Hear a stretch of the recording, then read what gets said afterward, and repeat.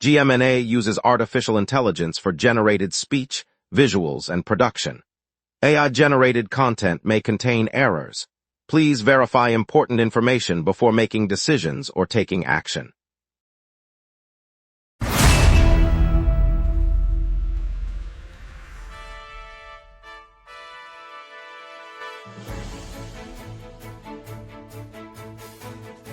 Live from the GMNA News Center, this is the Lunch Break News Hour. Good afternoon, Montreal. I'm CJ Waterhouse. Tonight we'll break down CF Montreal's thrilling 2-1 Canadian Championship victory and discuss Quebec's new safety rules for inexperienced truck drivers. Plus, a quick look at the community spotlight on Steve's Music Store. Over to you, Jeff. Taste of the Caribbean returns to Parc Jean Drapeau this Saturday, featuring over 30 vendors serving traditional dishes like jerk chicken, roti, and plantain chips. Admission is free for families, while a single entry ticket costs $5. Children under 12 receive complimentary tastings from participating food stalls. Live reggae performances will fill the park from noon until sunset, with local bands scheduled alongside guest artists arriving from Jamaica and Trinidad earlier this week. Lots to get to, let's begin, as the community gathers for music, flavors, and family fun at the Taste of the Caribbean this Saturday. Good morning, Montreal. CF Montreal secured a 2-1 victory in the Canadian Championship earlier today, edging out their opponents at Stade Saputo. The win, coming in the 11th minute of the second half, gave the club its third goal of the match and put them in a favorable position as the tournament progresses.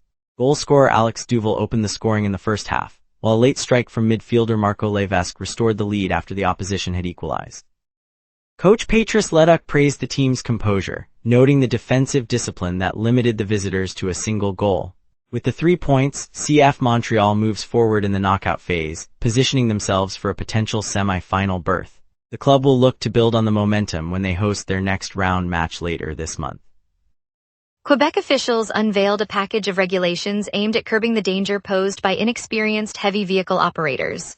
The new rules, announced today, require drivers with fewer than 12 months behind the wheel of a truck over 20 tons to complete an intensive safety course and pass a practical assessment before obtaining a commercial license. Companies will also be mandated to assign a seasoned mentor to each novice driver for at least 6 months and to install telematics that monitor speed and braking patterns. Violations could trigger license suspensions and substantial fines. The measures come after a spate of serious crashes this spring, where investigators linked driver inexperience to multiple fatalities and injuries. Transport Minister said the province will enforce the standards beginning early next year, hoping the added oversight will prevent further loss of life on the province's highways. Quebec Correctional Services peace officers are set to cast votes later today on a settlement proposal that would renew their collective bargaining agreement. The ballot follows a protracted negotiation period that has stretched over several months, leaving the province's prison workforce without a finalized contract. Officials say the proposed terms address wages, overtime, and safety provisions, aiming to bring stability to facilities across the province. Union leaders have urged members to endorse the deal, emphasizing that approval would end the uncertainty that has lingered since the previous agreement expired. Should the vote succeed, the new contract would take effect at the start of the next fiscal cycle, providing a framework for staffing and operational standards. The outcome will be closely watched by public sector unions and government officials alike, given its implications for correctional policy and labor relations in Quebec. The City of Montreal announced yesterday that the Outremont modular housing development has been cancelled after officials identified contamination concerns at the site. The decision reverses an approval granted under former Mayor Valérie Plante and comes as the new administration, led by Mayor Soraya Martinez-Ferrada, reviews recent projects. City officials said soil testing revealed hazardous substances that could pose health risks to future residents, prompting an immediate halt to construction plans. The cancellation affects an estimated several hundred affordable units slated for the neighborhood, and municipal engineers will conduct a full remediation assessment before any further development is considered. The administration emphasized that public safety remains the top priority and that the city will work with provincial partners to address the environmental issue. A detailed report is expected to be released within the next few weeks, outlining cleanup costs and potential timelines for resuming work. An unnamed resident on Osborne Street in Verdun spotted a 30-centimeter deep sinkhole early this week and placed a bright orange warning cone to keep traffic clear. The hole was first noticed on Tuesday morning, prompting the resident to act quickly. The alert prompted immediate attention from borough officials, who confirmed the hole poses a safety risk for drivers and pedestrians. City engineers have evaluated the site and scheduled repairs to begin within the next few days. The work will involve filling the depression, reinforcing the pavement, and restoring the street surface to normal condition. Officials reminded motorists to follow detour signs and exercise caution until the repair crew completes the job. The borough's Public Works Department will monitor the area after the fix to ensure long-term stability. Residents are thanked for their vigilance in reporting the hazard. Coming up, the Place des Arts 134 million renovation and its impact on the art scene headlines. We will be right back. Watch the local sunset tonight at 6 p.m. for all your local Montreal news. Welcome back, everyone. Thanks for staying with us. Let's dive into today's headlines, and now Jeff Laflamme will take us through the local stories. The blaze that ripped through Montreal's Olympic Stadium in March 2024 left a scar on the iconic venue and cost taxpayers $105 million. Fire officials say the flames originated near the base of the Montreal Tower, the structure's towering silhouette that dominates the skyline. Investigators have now disclosed that an unidentified man on inline skates was observed in the vicinity moments before the fire ignited, prompting a probe into a possible connection. The inferno caused extensive damage to the stadium's roof and interior, halting planned events and prompting costly repairs. City auditors estimate the financial burden will be absorbed through municipal budgets, adding pressure to ongoing infrastructure projects. Nearby residents reported hearing alarms and seeing thick black smoke drift over the surrounding neighborhoods, prompting road closures and a disruption to transit routes serving the venue. Police have not released further details about the suspect, and the investigation remains active. This morning, Quebec's Public Health Authority halted its public criticism of the regulatory relaxations granted to Horn Foundry, and it refused to release its assessment. The decision follows the provincial government's recent easing of rules that affect the foundry's operations. Until now, the health agency had openly questioned the loosened standards, warning of potential risks to nearby residents. By withholding its opinion, officials signal a shift in the agency's stance, though no explanation was offered. The change arrives as the Frechette administration pushes for broader industrial reforms, prompting questions about how health considerations will be balanced with economic goals. Local neighborhoods near the plant have expressed concern about air quality and water safety, hoping the withheld report will address those issues. Stakeholders will now look to future reports for insight, while the public awaits clarification on any health implications tied to the new regulatory framework.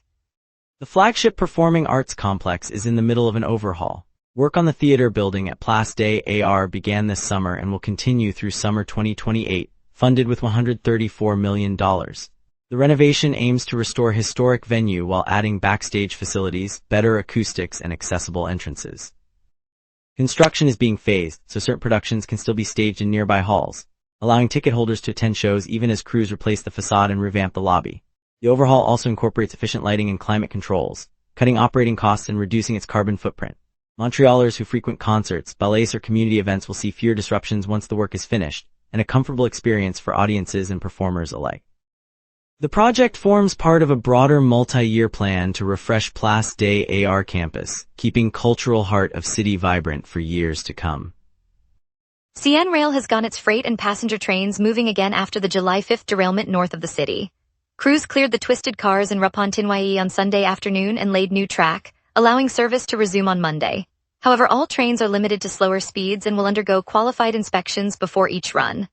The precautionary measures aim to ensure safety for commuters and businesses that rely on the rail corridor for deliveries and travel.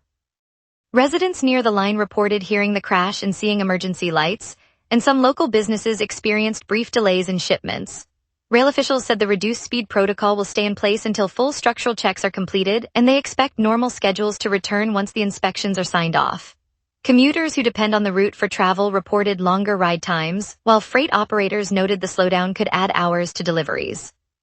The Toronto Tempo, the WNBA's first Canadian franchise, is set to bring professional women's basketball to the Bell Centre this weekend.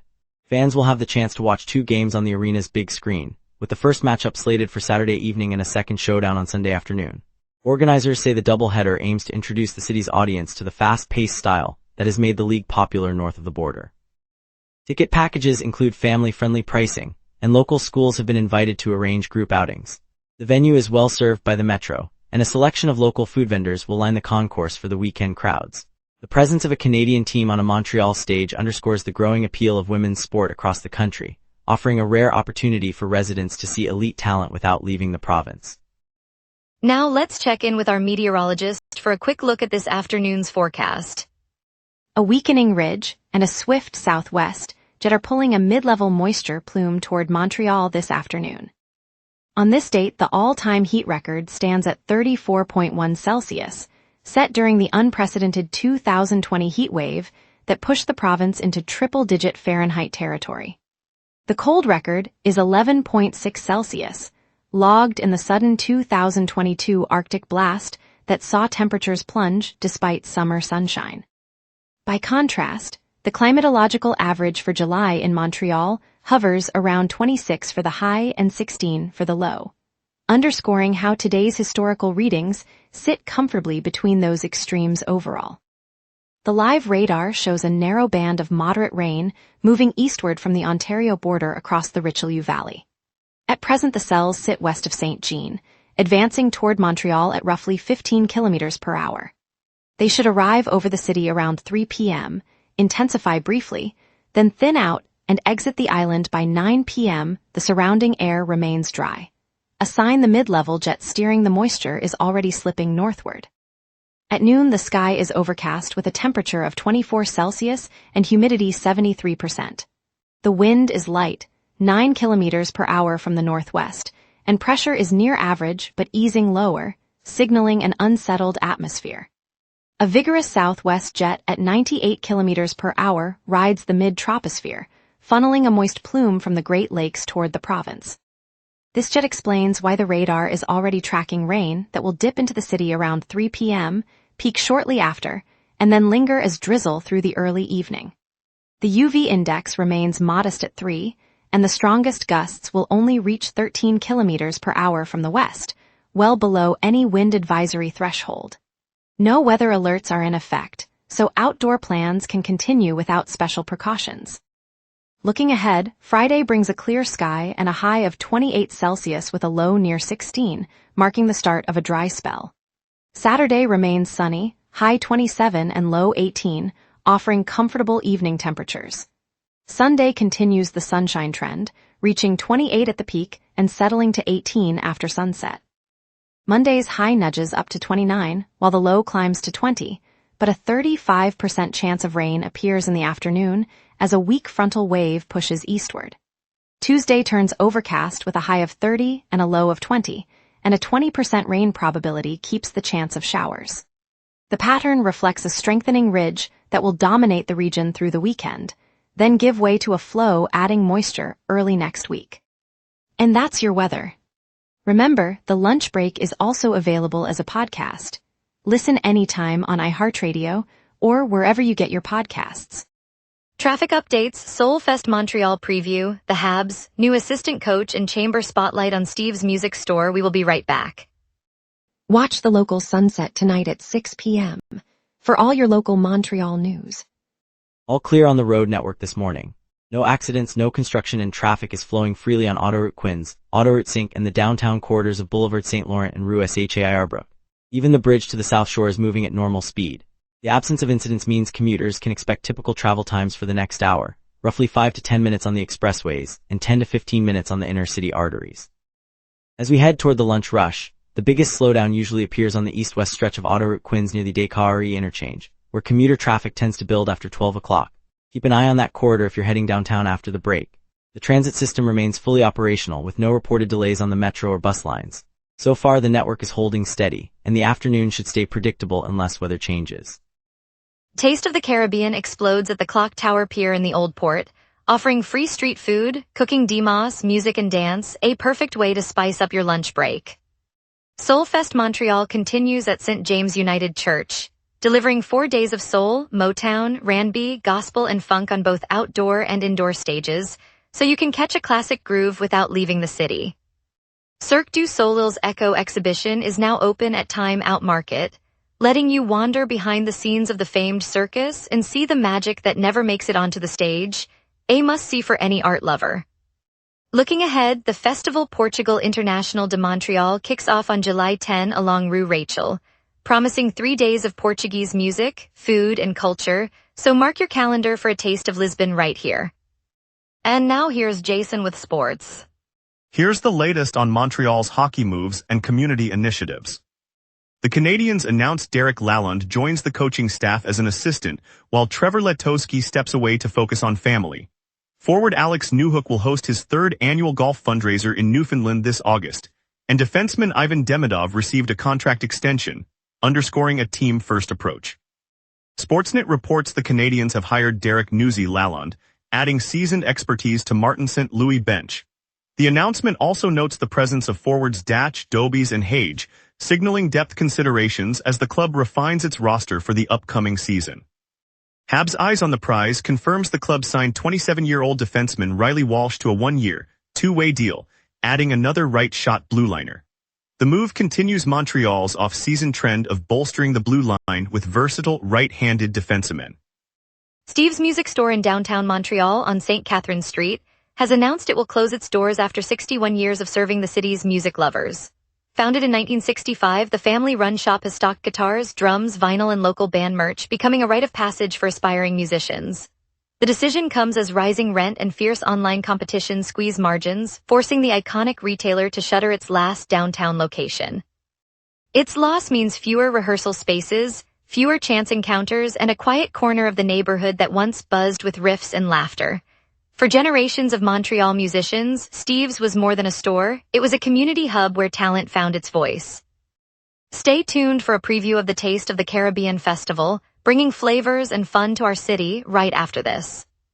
Coming up tonight at 6, the local sunset. Your neighborhood, your city, your news. From city hall decisions to the stories happening right on your street, we cover what matters most to Montrealers. Join us tonight at 6 p.m. on GMNA for the local sunset, Montreal's evening newscast. Canada's top swimmers have gathered at the Olympic pool in Parc Olympique, Villeray-St. Mitchell Park Extension, to battle for coveted spots on the 2026 national team today. The high-stakes trials will determine who represents the country at next year's World Championships. Carl Dumont is there. Carl Dumont. Thanks CJ Waterhouse. I'm standing on the deck of the historic 50-meter Olympic pool, the echo of chlorine and the low hum of the air conditioning system filling the air. The stands are a patchwork of bright red and white banners bearing the Bell logo, and the scent of fresh coffee drifts from the nearby concession. Swimmers in sleek caps line up at the starting blocks, muscles tense, eyes locked on the lane ahead. The crowd murmurs, a mix of family, coaches, and hopeful fans, while officials check timers and wave flags. Over the next 5 days from July 5 to 9, Canada's top swimmers will race heat after heat, each stroke a bid for a spot on the 2026 national team and upcoming world meets. The pressure is palpable. A single fraction of a second can change a career. It's more than a competition, it's the moment a young athlete from a small town steps onto the world stage. Carl Dumont, virtually at Parc Olympique, Centre Sportif. In the heart of the plateau, beneath the humming streetcars and the aroma of fresh bagels, a team of Montreal police officers gathered early Tuesday to share a quiet victory. Detectives from the anti-drug unit, joined by community volunteers from the local youth center, had just finished a coordinated operation that seized 67 kilograms of cocaine hidden in a delivery van that had been making routine stops along Rue St. Laurent. The haul, wrapped in plain brown paper, was uncovered after officers traced a series of faint tire tracks to a modest warehouse, where the scent of citrus cleaning fluid mingled with the faint buzz of a radio. 3 individuals, 1 from Quebec and 2 from New Brunswick, now face charges and will appear for a bail hearing next week. What matters most, says the lead investigator, is that the streets of our neighborhoods are a little safer, and the families who call this corner home can breathe easier. It's a reminder that when neighbors look out for each other, the community wins. On a breezy Saturday night in the Plateau's vibrant St. Laurent Boulevard, the air thrummed with the familiar pulse of drums as Festival Nuits d'Afrique kicked off its 40th edition. Longtime organizers Amadou Diarra and Leah Boucher welcomed a crowd that stretched from the sidewalk cafes to the park's fringe, where families and friends gathered under strings of lanterns. Among the returning artists, the legendary griot Mamadou Camara stepped onto the stage, his weather guitar glinting in the streetlights, and the crowd erupted when his voice, still rich with stories of Sahelian sunsets, rose above the hum of the city. A young dancer from Toronto, inspired by watching the festival as a child, joined Camara for an impromptu call and response, their movements weaving tradition with the present moment.